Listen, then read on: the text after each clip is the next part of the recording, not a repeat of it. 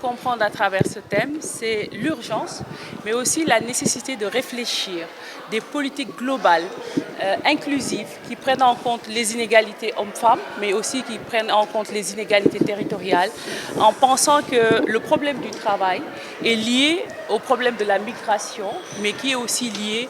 et entretenu par les dynamiques familiales. C'est-à-dire que la famille change aujourd'hui et c'est au cœur de cette cellule de société initiale que tous ces changements s'opèrent, autant sur les mobilités, autant sur le travail, et que si on veut des politiques publiques durables, si on veut des politiques publiques inclusives, si on veut des politiques publiques qui permettent aujourd'hui de prendre en compte